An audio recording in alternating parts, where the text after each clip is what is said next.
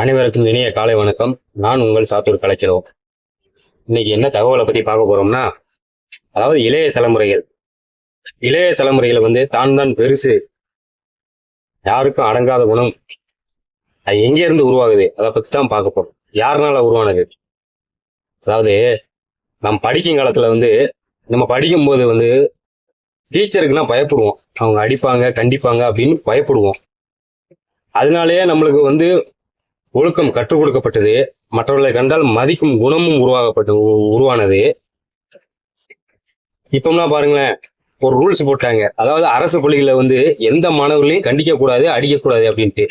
அங்கேயே அந்த மாணவர்கள் தப்பு செய்யணும், ஒழுங்கின நடவடிக்கைகளை ஈடுபடணும் என்ற எண்ணம் உருவாகிறது. அதாவது மாதா பிதா குரு தெய்வம், தெய்வத்துக்கு முன்னாடி குருவை சொல்லியிருக்காங்க. குரு தான் மாணவர்களை செதுக்கக்கூடியவர்கள். அதாவது ஆசிரியர்கள்லாம் யாரு? ஆசிரியர்களை பிரிக்கலாம். ஆசு கூட்டல் ரியர் அப்படின்னு வரும். ஆசுன்னா குற்றம், ரியர் நீக்குபவர். அதாவது குற்றங்களை நீக்குபவர் தான் ஆசிரியர்.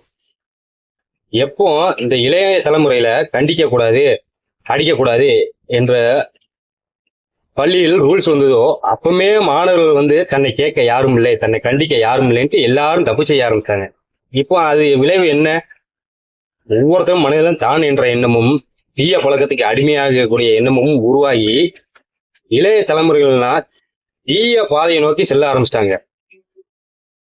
போக பெற்றோர்கள் கவனிக்கக்கூடிய முக்கியமான விஷயங்கள், அதாவது பெற்றோர்கள் பிள்ளைகளிடம் சாதிய சிந்தனைகளை ஊட்டி வளர்க்காதீங்க. சாதிக்கும் சிந்தனையும் அனைவரும் சமம் என்ற சிந்தனையும் சமத்துவ சிந்தனையும் சொல்லி வளருங்க.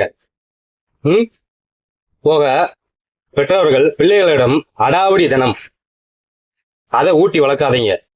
அன்பு, அரவணைப்பு, பாசம், ஆன்மீக சிந்தனைகளையும் அரசியல் சிந்தனைகளையும் ஊட்டி வளங்க. கல்விக்கு முன்னுரிமை கொடுக்கணும்னு சொல்லி வளங்க. ஒழுக்கத்தை சொல்லி வளங்க. நேர மேலாண்மையை கற்றுக் கொடுங்க.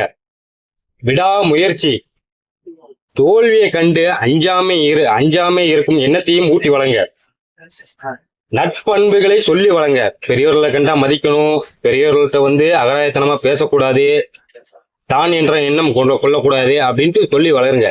போக தான் பெற்ற கஷ்டத்தை தான் பிள்ளைய படக்கூடாது அப்படின்ட்டு பெற்றோர்கள்லாம் பிள்ளைகளை கண்டிக்கிறதையே விட்டுட்டாங்க. என்ன கேட்டாலும் வாங்கி கொடுக்கலாம் அப்படின்னு அந்த நிலைக்கு வந்துட்டாங்க. இந்த இப்ப இளைய தலைமுறை படிக்கும் காலத்துல நம்மலாம் சைக்கிள் கூட இல்லாம பள்ளிகளுக்கு தான் நடந்து சென்று கல்வியை கட்டுறோம். இப்ப உள்ள இளைய தலைமுறை பாருங்க, எனக்கு பைக் இருந்தாதான் காலேஜ் போவேன், ஸ்கூல் போவேன் அப்படிங்கிறாங்க. லைசன்ஸ் போடுறதுக்கு வயசே கிடையாது, ஆனா அவன் பெரிய வண்டி எடுத்து ஓட்டுறான். இதனால என்ன? கூட்டுத்தனமா ஓட்டி எங்கிட்டாச்சும் இடிக்கிறது. ஏத்தாப்புல வரவன் ஒழுங்கா வருவான், இவன் கொண்டு போய் சொருகிறது. இவனும் கீழே விழுந்து ஏத்தாப்புல வரவனும் கீழே விழுந்து 2 பேர்த்துக்கும் சேதாரம். பிள்ளைகளுக்கு நட்பண்புகளை கற்று வளருங்க.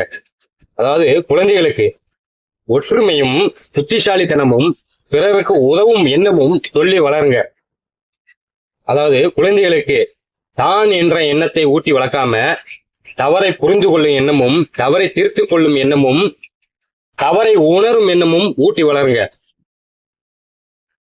குழந்தைகளுக்கு மாவீரத்தை ஊட்டி வளர்ப்பதை விட அனைவருக்கும் மரியாதையை கொடுக்கணும் என்ற எண்ணத்தையும் குணத்தையும் ஊட்டி வளங்க. நன்றி, மன்னிக்கும் குணம், பண்பான வார்த்தைகள், பொறுமை, பகிர்வு, பொறாமை, கொல்லாமை போன்ற எண்ணத்தை ஊட்டி வளங்க. இளைய சமுதாயம்னா தான் என்ற எண்ணத்திலையும் அடுத்தவங்க அறிவுரை கூறினா, இப்ப பெற்றோர்கள் என் பிள்ளைய கண்டிக்க நீ யாரா, என் பிள்ளைய எதுக்குடா திட்டுற அப்படின்ட்டு பிள்ளைகளுக்கு முன்னாடியே பெற்றோர்கள் தான் சண்டைக்கு போறாங்க.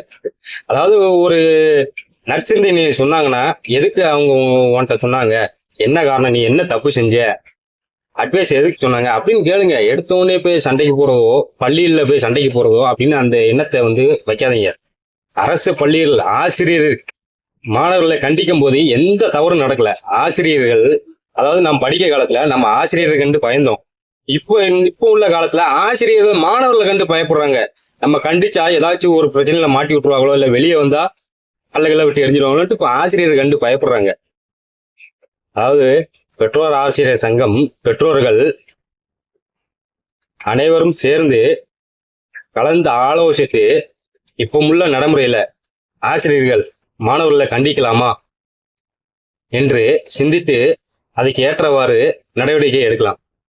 ஆசிரியர், குரு ஒழுங்கின செயல்கள், அதாவது ஒழுக்கமான செயல்கள் எங்கிருந்து கற்பிக்கப்படுகிறது? பள்ளியில இருந்துதான். குருகுலம் கல்வி முறைன்ட்டு முற்காலத்துல இருந்தது.